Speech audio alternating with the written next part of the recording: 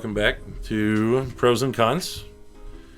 Today we're going to do something a little different. We're going to, what do we do? We pick your ship Combat Edition. So today we're actually, we prepared a little topic where we're going to discuss some of our favorite ships, in particular those that we would like to have if we were heading into combat. Damn right. And I think this is specifically Starfleet. We only pick Starfleet ships. We can do other ones later. Exactly. For sure. But I did want to, before we start off, kind of correct a couple things from the last episode on the spot. Right off the bat, that's fair. So on the last one, I can't believe that we completely forgot and wasted the most important demotion in Star Trek history, which was Kirk being demoted from admiral to captain. I believe that was Star Trek 4, right? Yeah, we were talking about how in Pros and Cons he was demoted. There was no precedent for that, and I guess there's lots of precedent. And then I stupidly referenced the 30 Days episode of Voyager where Paris was demoted, and said it was for a secret mission or something, but it definitely was not. I went back and watched that episode, and he was definitely demoted for a good reason. So reason? Damn. It was kind of an underwater Aqua episode. Yeah. All right. But yeah. That's the water planet. Yeah. I kind of like and that. Side topic, have you ever watched what's the old submarine show? Sea Lab 2021 or something? Yeah, did you ever watch Sea Lab? I never did. I watched Sea Lab. It's bad. Yeah. There's so many crazy sci-fi shows. Sea Lab, dude. Oh man, I could talk Sea Lab. So, anyways, off topic. That's the Sea Lab Pros and Cons pod or YouTube Someday show. I'll make you watch the pilot or something. Probably, maybe. We'll see.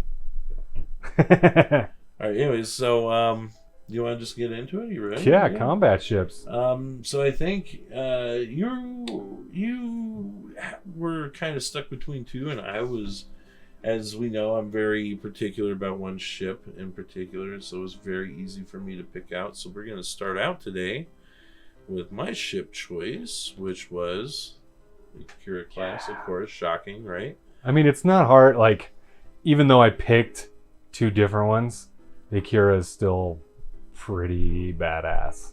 Yeah, you can't go wrong. Yeah, I think we definitely. I mean, there's probably going to be ships that show up on several ones, just depending on what we're talking about. But the Akira specifically for combat, I fell in love with the ship when I saw it in First Contact for the first time, and really exploring the behind-the-scenes material from First Contact from the designer, which was Alex Jaeger. I don't know how you pronounce it, but it was so informative because he really had a thought process involved with designing the ship, and they did such a good job with bringing in so many elements from your normal Federation ships, but given this really kind of unique design and this unique shape that we hadn't really seen.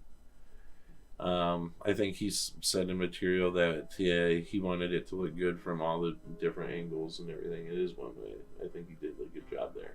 Well, plus all these ships we're going to talk about, I guess in Star Trek canon, were built for combating the Borg specifically, but all ended up kind of really being used in the Dominion War. But I think if you go along with the design portion of at least two of these ships, and they were supposed to be built for a more grander scale of production. The Akira, first of all, was made for First Contact, shows up in DS9, but on First Contact, it's a major motion picture, so you're going to want to make sexy ships for it. They did. First Contact, man. The special effects in that movie, I think, are great. But so for that type of movie and then, one of the opening scenes is all of these new cool ships fighting this Borg cube that's going to Earth. You don't want just, like in Star Trek, they fall back on the Excelsior class a lot just to fill out space in these giant battles. And especially in DS9, in a lot of the battles with the Dominion, most of the ships are either the Miranda class, which are kind of the red shirt of starships, and then the Excelsior class, which we first saw in some of the original TOS movies. Well, it's all the the leftovers. Yeah. From the Star Trek movies that they made. They're like, this is Next Generation, but they still got these old ships hanging out there, and they're making old Star Trek movies. Like, yeah, these are top of the line. Check out this new ship. And the result is in canon, you end up with an 80-year ship period there where there's not a lot of change or innovation. And I think what's interesting too, like from the production standpoint, like with DS9, when you have these large pitched battles, it's really hard to, and a lot of it comes down to financial and budgetary reasons too, to just create 15 new special effects designs and pitch these huge battles where you've already got the models for the Excelsior class or the Miranda class, and you can just duplicate a shot 100 times. And so really easy. Yeah, exactly. But you do see the Akira class a lot in those Deep Space Nine battles as well, especially in the Dominion. And I think when they show, especially after Cisco retakes DS9 in Season 6, they have a lot of Starfleet ships patrolling Deep Space Nine. And there's definitely Akira class ships patrolling around Deep Space Nine in there as well. Oh, yeah. I totally agree. But yeah, let's get into some specs, because you know the specs back and forth about the Akira class. Well, and we've got the little blueprint pulled up here, and you can kind of see it inside. One of my favorite things about this ship is it was included in the Deep Space Nine technical manual, which going way back has been considered canon for a long time, if you want to get real nerdy about it. So hey, whatever you want to say.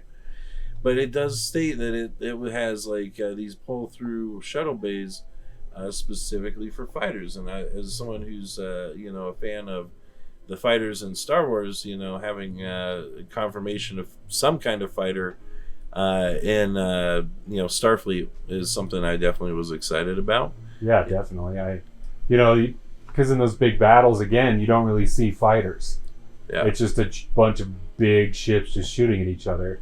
Where Star Wars is basically built on like the small freighters, or the small fighter, kind of these space dogfights in a way. Right. Exactly. And you'll see like a Star Destroyer get off a shot here and there, but it's mostly like X-wings versus TIE fighters. Yeah. Where in Star Trek, it's more the opposite. And again, to reference Deep Space Nine again, is when you start to see the evolution of the fighter wings. And a lot of them probably came off the Akira class. And I kind of look at the Akira class as kind of like a aircraft carrier in a way too. Yeah. Bringing it in here with the front view, you get like the view of the docking bay. It's got the deflector, which has been tucked away to keep it like safe between the nacelle pylons. They also have the cool catamarans at the top, which actually, you're specifically put in as kind of like shielding for the physical shielding for the bridge, which I think interesting detail makes, perfect sense from like, the mindset of someone trying to build a more tactical ship to fight the Borg, And especially with these ships, not only do they have crazy deflector shields, but their hull armor is also very strong. It's not like it's, being that these ships are built specifically for battle instead of exploration. They're going to want to be a little bit more armored for combat if shields go and stuff. Honestly, I think all the ships we're looking at today have like some level of a blade of armor. That's right, yeah. If I'm not mistaken. I was trying to think of the word because I knew it started with an A, but I couldn't. And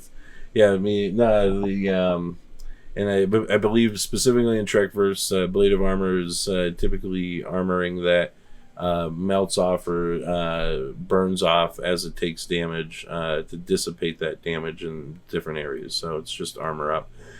I think the Defiant was maybe the first Starfleet ship that really featured it, which we'll get into in a little bit.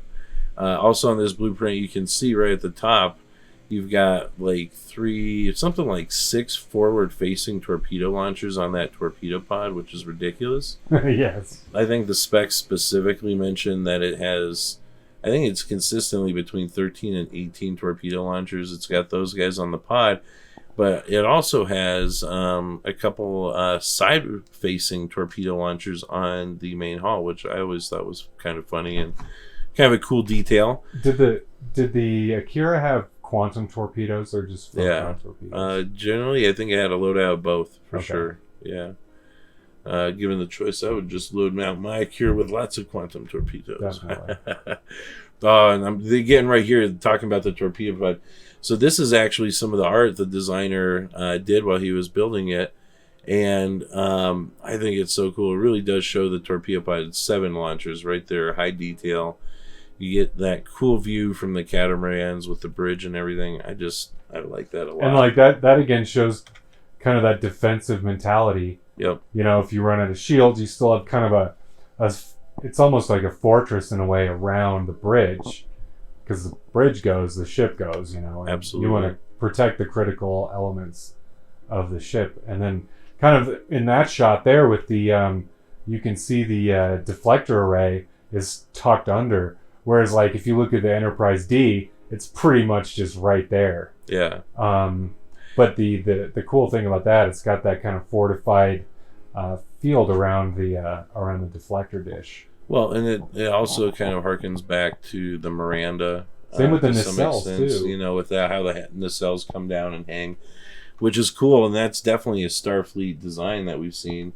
You know, that dropping nacelle is something that definitely we've seen before. You know. And then right here, this is one of my favorite shots, and you guys see the pull-through bays, which I think is one of the coolest details on the ship. Looks like it's got 3 rear shuttle bay doors, and looking at different drawings and specs, they basically go into a large, the entire deck is basically the hangar. And then you've got launch doors at the front, and of course it's all, you know, they've got magnetic controls for the different seals and everything. I really love those drawings. Pardon me. Do you know how many ships, pods, or shuttles, or fighters they could stash under there? It varies widely depending on like what source, but it's like pretty. You know, if I was ever like developing something, I always imagine it would have like like 2 squads or something. You know, if you're talking equivalent. I kind of wish we got to see more of that in action. See, man. My dream Star Trek series, I would have loved to see like a series with pilots set on an Akira class ship during like the Dominion War, because you'd have the opportunity for drama with like a lot of rotating, with you never know who's going to make it, who's going to not. You kind of set it among the rank and file, people, and you could get that what's that movie with Owen Wilson where he gets where he's a fighter pilot on the aircraft carrier and he gets shot down, and there's a dynamic on the aircraft carrier between the sailors, and then the fighter pilots are all like the cocky dudes, of course. But I could see that'd be a cool, interesting show where you have the cocky fighter pilots mingling with the ship's crew. And you're like, these guys. I always saw it like starting out with, like a full cast on your ship crew, but by like the 3rd or 4th season, most of them were dead, and that you would be losing main characters. And I always saw it kind of progressing where something happens where they ultimately have to pull a replacement for the captain from the fighter corps. Oh yeah, and you end up with a captain. After a couple seasons that you followed as a fighter pilot during the Dominion War, kind of at the tail end of the war. And so you kind of get that perspective of someone who like maybe does look out for his guys a bit more, but also knows sometimes you gotta it's not a job everyone comes back from. Next person up. So CBS, if you're watching, that would be, please. I would love to see it series. I think you could do so much in there, right, amongst the crew and the dynamics, because you mentioned it. I think you hit it right on the head. It's a very, I think the dynamic between like the rank and file pilots being sent out on these missions versus like the high end command who's trying to look at the overall, goal of winning the war. I think you could find a lot of drama and a lot of interest and a lot of interesting characters in there. And set on a really badass starship. Yeah, it'd be fun. And that's the cool thing, too, is you could even have multiple ships, Right. You could, recurring characters, like almost during like DS9, they were like, oh man, being stuck on the station for so long, that's kind of tough. Let's bring in the Defiant. And then It's almost as if like with the Centaur, right? Yeah. Charlie, is it Charlie? Charlie Tucker's or Charlie something, right? Charlie X. The like captain of the Centaur, his name's Charlie something, I think. Yeah. But they bring it, and it's almost like the Centaur almost became a secondary ship character in its own. Its crew is almost secondary. They're featured in like what 3 or 4 episodes. They mention them here and there, and I would love to see a series where it's not even just confined to one ship, where we get a feel for more ships throughout the fleet. You know, I was going to talk a little bit about the original vision for Star Trek Discovery, which I was really curious about. But we'll do an episode about that sometime, because I could talk. Yeah, we're talking way too long about the Akira. I think that I don't know. Do you think, is there anything else? Final thoughts on the Akira? It's just pretty. It's pretty, yeah. It's a cool, different from different angles.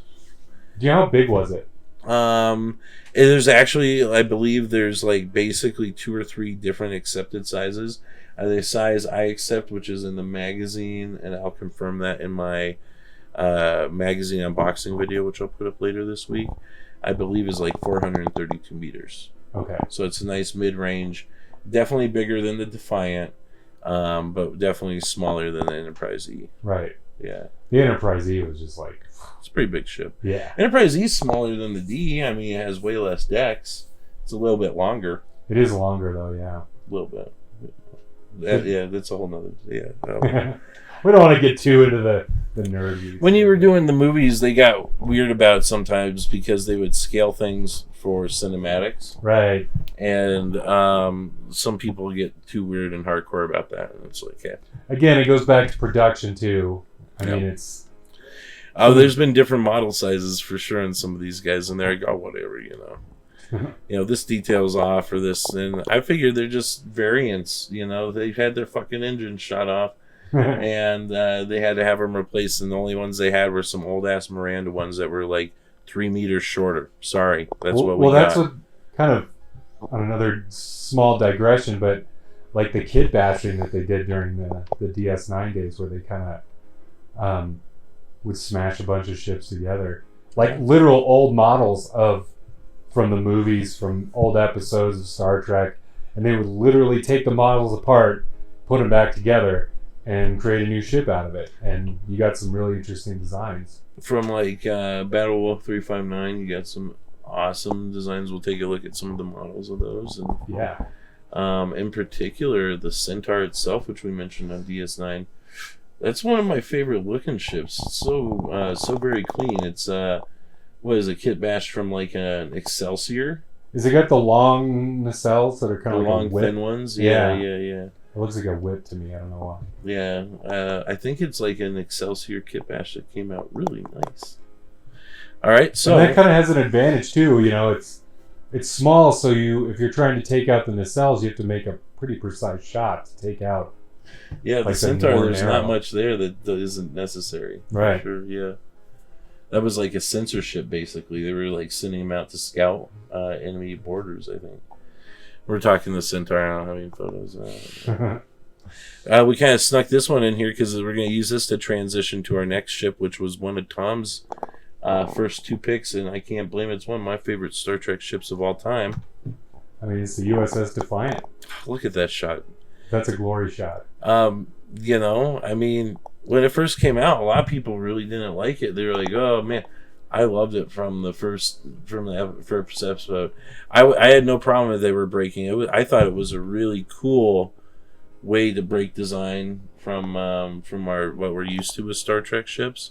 Yeah, and like when you first see the Defiant, I forgot what the DS9 episode exactly is, but there's one called Defiant right in there, but it might even be like an episode before that or something. Yeah. So the first time you see it, they're on the bridge, and Sisko's gone because he'd gone to Earth for this mission or whatever, and then he comes back, and in the command center of Deep Space Nine, they're all, we're getting a cloaked signature, blah blah blah blah. What's going on?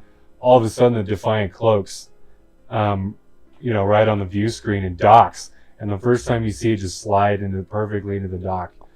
And that ship is perfectly designed for Deep Space Nine. I was just gonna say that's almost exactly what it says. It's way different than what you would expect for a lot of Federation ships, but man, it's perfect for Deep Space Nine. It's exactly it, and it's specifically built for battle. I mean, it doesn't have any. And that let you know right off the bat that this was something different, and as soon as you saw it, it wasn't your typical Federation ship. Yeah, I mean, they needed to fight off the Dominion threat, and again, they originally said they were developing the ship for Borg invasions, but the Dominion came first, kind of. Well, and I believe it, and correct me if I'm wrong, but I believe that it was actually mothballed. Yeah. After Wolf 359, they were like, oh, we just kind of beat them back, or not Wolf 359, but maybe one of the later excursions with Picard and them. And Sisko, I believe, petitioned them to bring it out on the front lines against the Dominion. Yeah, because they needed something at DS9 for.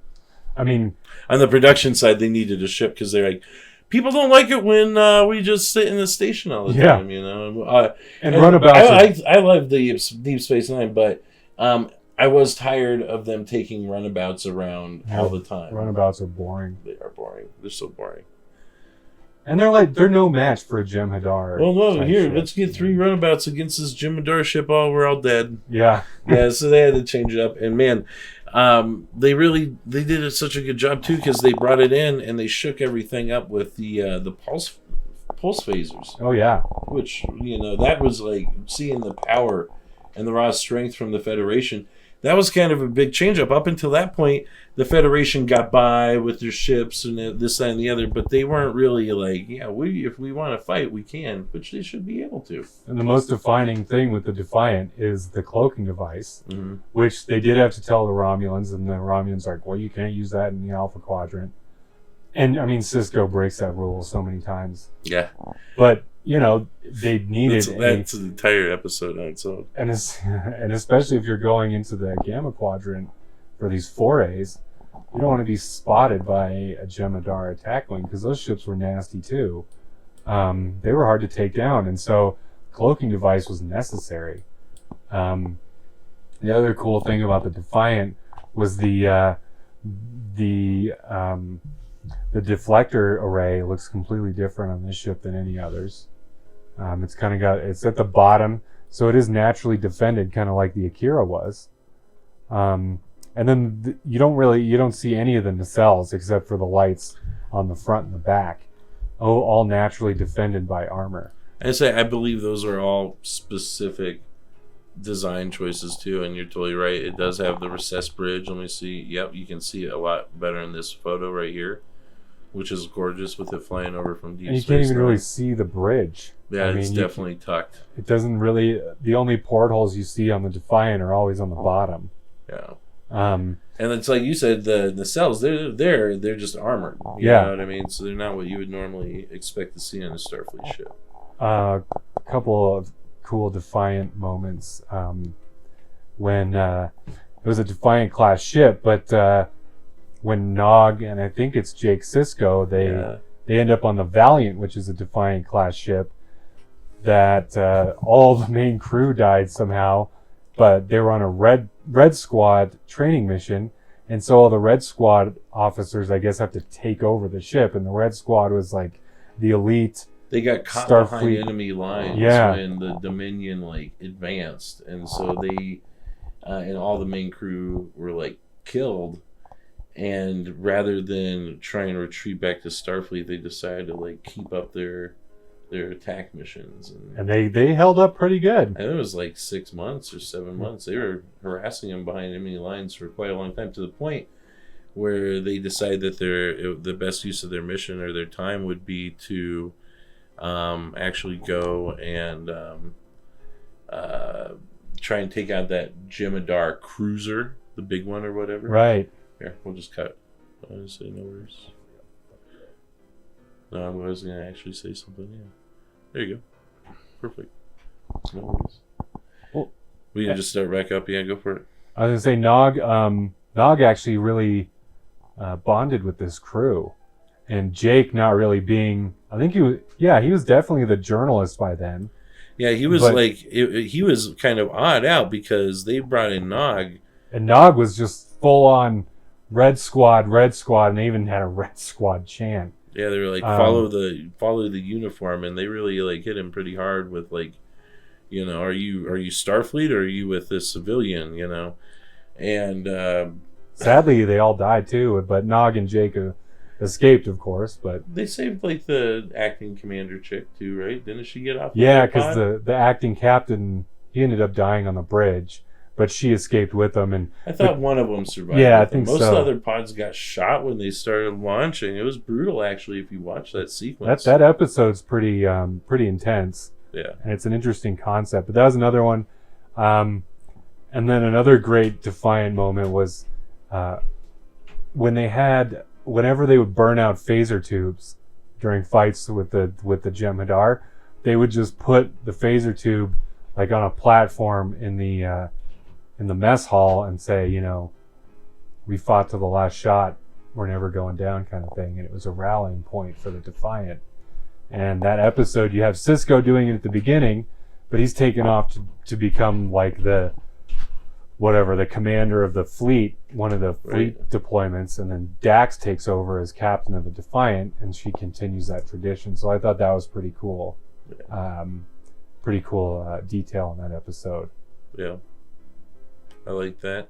Well, you got this blueprint. I got a question for you. The little conehead thing at the front, do you know what that is? I don't. So I think in like a lot of the materials, it says it's got sensors and stuff in it. But at least, I believe in the technical manual, it's a detachable explosive of some sort. Oh, dang. Right? Like, you know, like, damn, all right, Defiant. Worth looking into. Oh, uh-oh. So, the Defiant is not the Defiant. No. So the Defiant, actually, the original Defiant was destroyed. And blown up, destroyed in a battle. The Valiant was destroyed in a battle. And so they actually ended up, Deep Space Nine ended up getting another Defiant class ship, and Sisko lamented how it would never replace the original Defiant. And I think he took, I think it was called the Sao Paulo or something that they brought in, and he specifically asked to rename the registry the Defiant, and they totally let him. So, but yeah, that's kind of like the first major series where you saw the main ship just get blown up. That was real, not some time warp. It wasn't in a movie, or right? Yeah. You know, it actually legitimately exploded and was destroyed, and they had to kind of redo the ship, just bring in another one. So I thought that was kind of another step forward for DS9 that set it apart. Was they're willing to destroy the main ship of the show. Yeah. So. But yeah, here's a front view, and I mean, that thing just looks... I'm going to look a little closer here. Let's see what it says. That just looks mean. For ordered targeting array. And of course, the main deflector. Where's that? Can't tell what that one is. It says. I'll look that up. We'll talk a little more detail in it, and I'll confirm that, but I'm pretty sure it has some kind of explosive yield on it. Thought that was a cool shot from the show. Yeah. Is that a Jem'Hadar? It is. With Deep Space Nine and the Defiant in particular, they did a lot of shots that were more engaging and energetic and exciting than what I had seen in a lot of past ship shots from Star Trek. So I really like that about the Defiant. I really enjoyed like getting to see all these like really cool shots of it in action. And it was so much more maneuverable because it could like fly through, you know, a cluster of ships and do turns and move fast, whereas you can't really do that with the Enterprise. It's too big. Yeah, that was. But this one is just, you know, there'd be shots where it's flying through a line, just blasting ships through without and flying through everyone, and it had the agility of a fighter type ship. Yeah. So I think that was key also to fighting these Jem'Hadar ships, which were a lot more maneuverable. And I think it was a change in the mindset of the production crew too, because it really.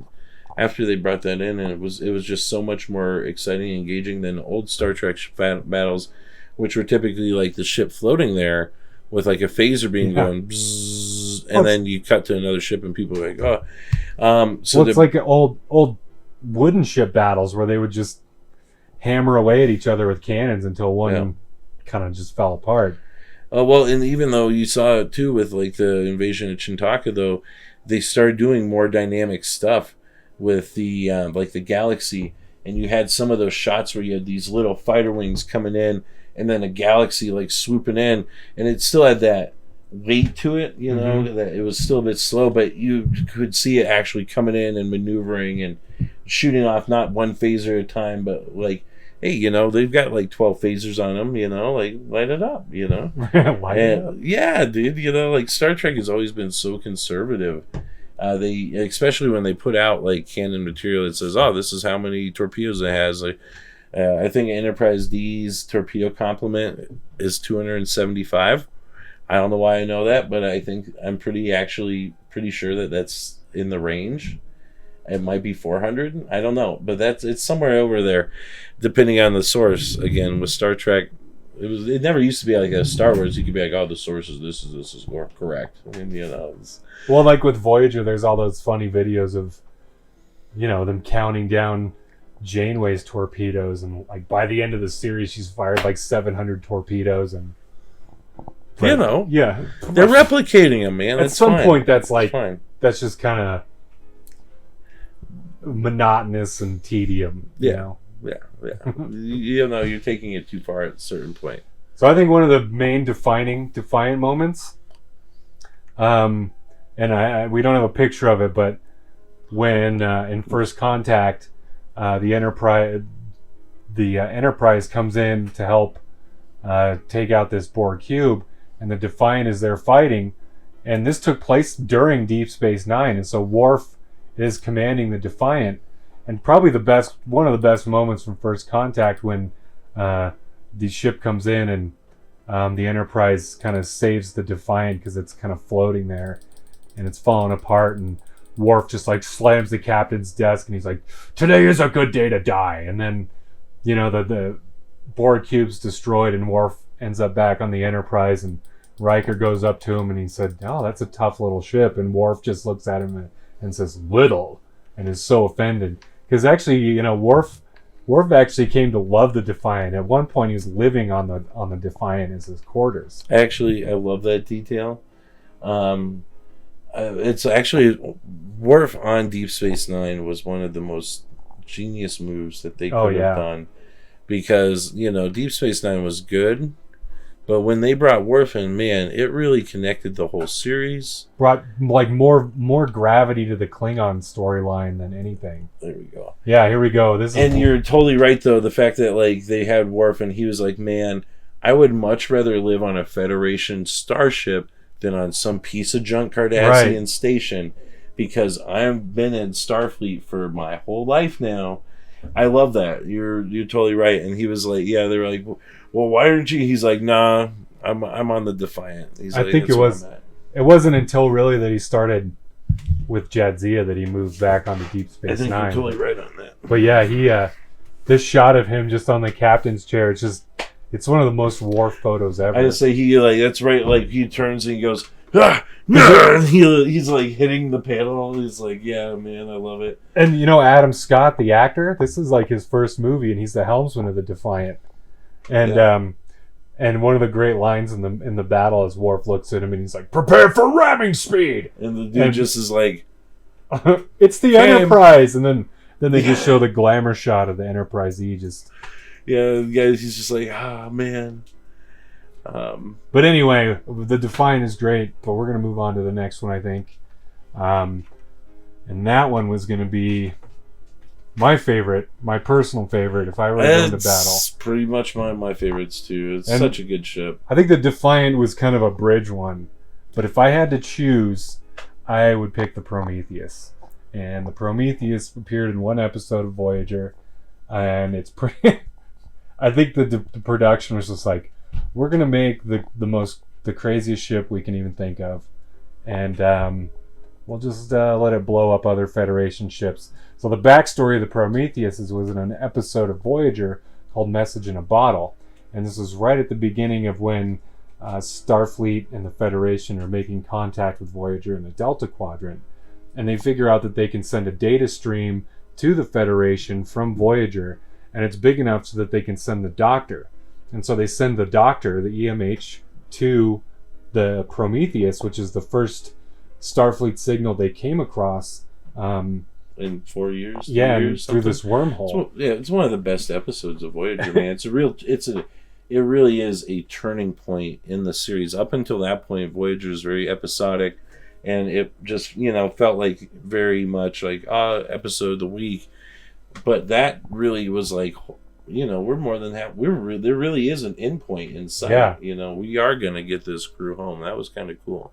But to introduce a cool ship, and then the coolest ship. I think the main complaint you see from people about the Prometheus is that it's too cool, and that you made it so powerful. I want every ship. Yeah. I want a cooler ship than the Prometheus, and then of course people are like, "Oh, you can't do it. We've reached the top." Period. Why not? Hey, why wouldn't you want a cool creativity ship? Is dead now? Is that what you're telling me? Cry me a river. The key word is science fiction. Like, fiction. Why can't you just? It doesn't have to be realistic. You can make it badass. And so, the Prometheus was so badass that the angle that they brought into this episode was really interesting, because the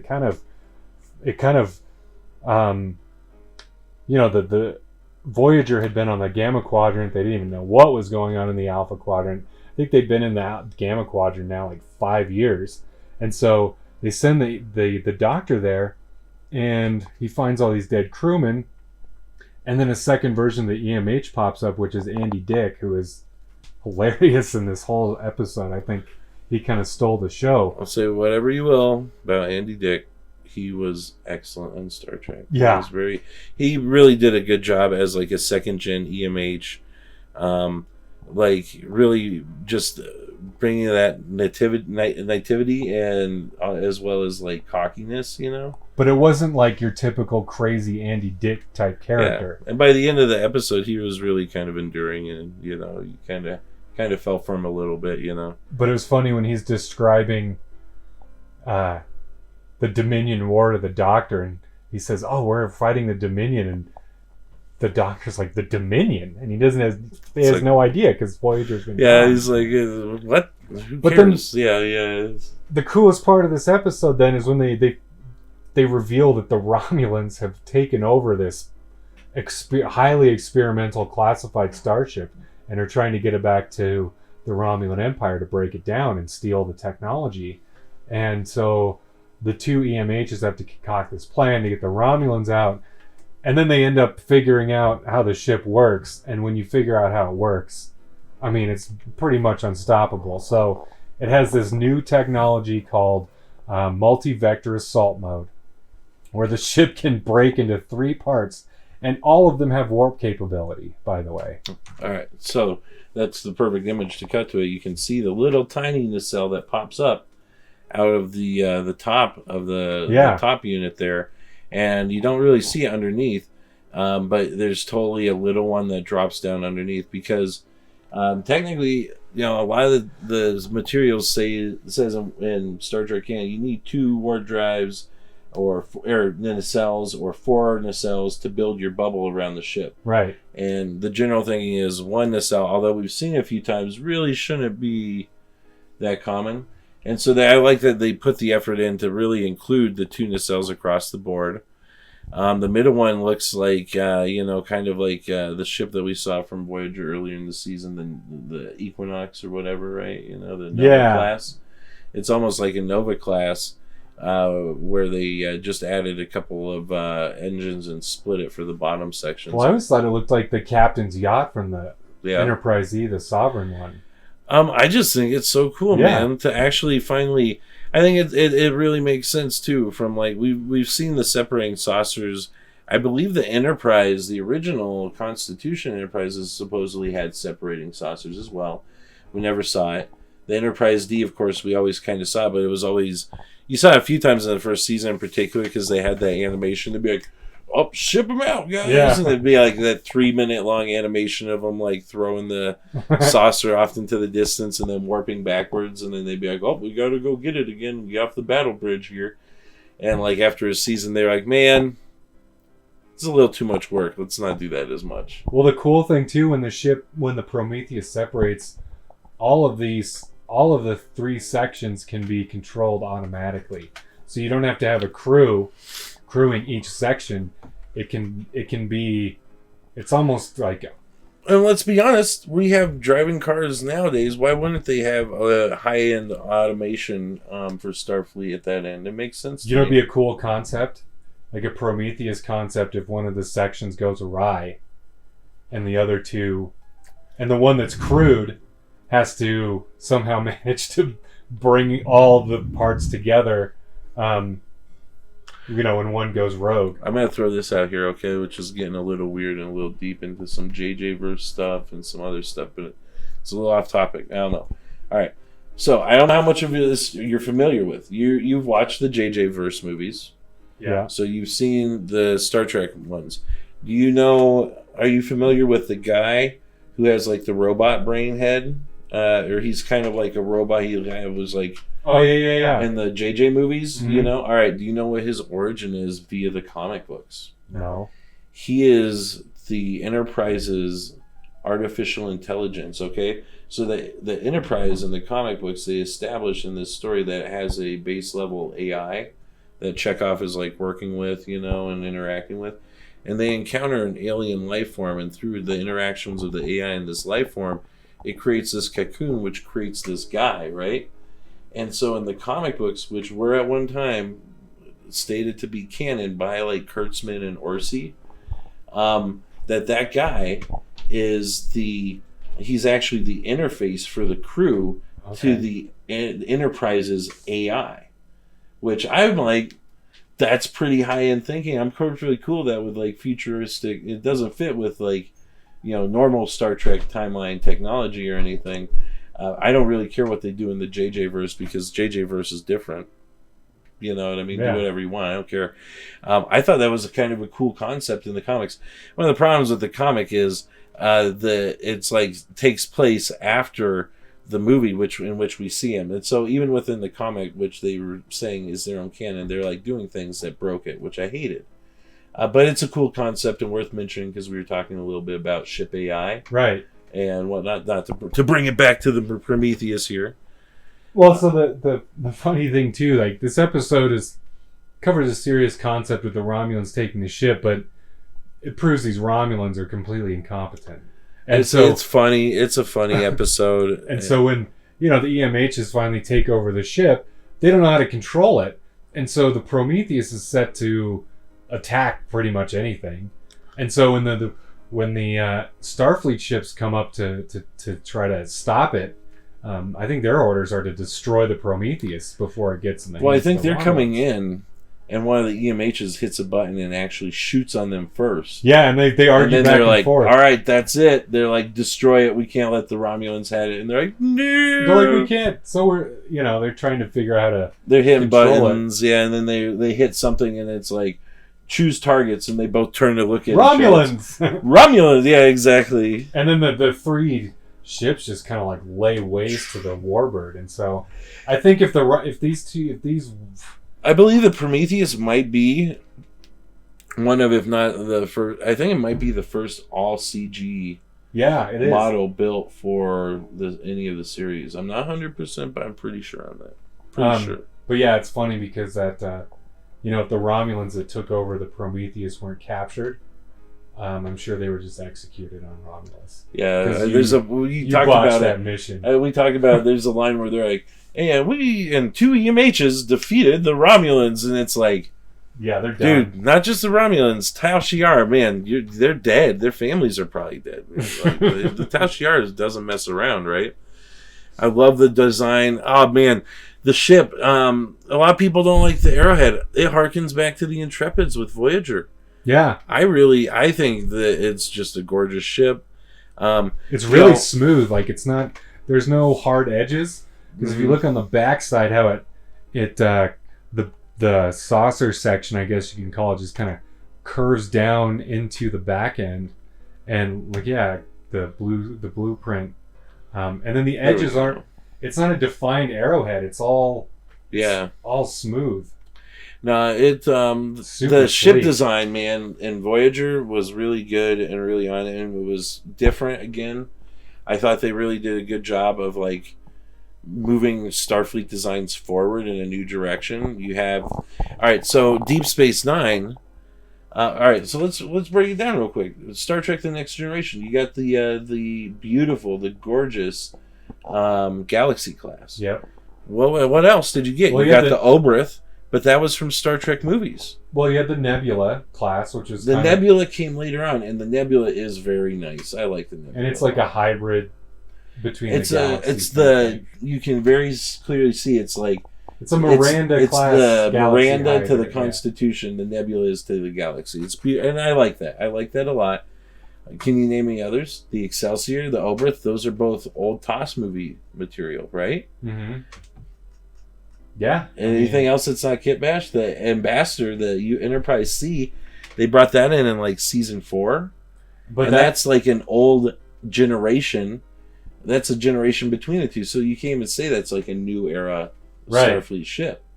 On all of TNG, the only ships of the line that you see that are new era ships are the Galaxy and the Nebula. You don't see anything else. Everything else is old generation. But then like DS9 and Voyager DS9, so many new ships. DS9, I'll say the only new ship that was created for DS9 for Starfleet, other than the Defiant, is the Kit Bash Centaur.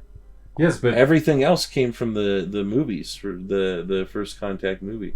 But I think there's a couple new Klingon type ships in DS9. Yeah, I'm talking Starfleet. So just Starfleet. Yeah, DS9 I think has more alien ships than any other series because they're like, who's docking at the ship this week? You know what I mean? They're like, this triangle box. One of my favorite Voyager ships was the Malon one, where like the toxic waste is just flying off of it the whole time. But anyway, right, Voyager, you got Nova classes, you've got Intrepid classes, you got Akira classes, or no, excuse me, not the Akira, that's movies. But what else? We're talking the Prometheus. And then I'm trying to think. They had that Dreadnought ship. Yeah, you've got the Delta Flyers. Delta Flyer is like completely unique to Voyager. Very much. So I mean, that wasn't even. Can you even classify that as a Starfleet ship? It's basically just a Tom Paris design. Yeah, the Dauntless too. A lot of people will say the Dauntless because they did eventually incorporate the Dauntless ship designs into like future video games with it. I think the reasoning there is iffy, but they're thinking. Well, Voyager came back with the high detailed scans of this transwarp ship, and they were like, all right, well, we can do that. We can do that, exactly. So I'm okay with it. And that's another triangle based one. But I really believe that a lot of the best ship designs came out of the Voyager series. I mean, really, a lot of the best stuff did, for sure. They had a lot of options, you're trying to explore an entirely new quadrant. You can't just... It was easy to harp on Voyager, but Voyager's really actually quite good. Yeah, I mean, and it has for what it is, crappy moments, just like any of the series do. I mean, you can't win them all, but it's good. We'll do a Voyager deep dive, I think, one of these episodes. But we're still figuring it out, man. We just wanted to talk Trek, so that's kind of what we're doing today. Yeah, I mean, ships can't go wrong. I think these 3 ships are just mean and nasty. One of the cool things about the Akira that I like. Yeah.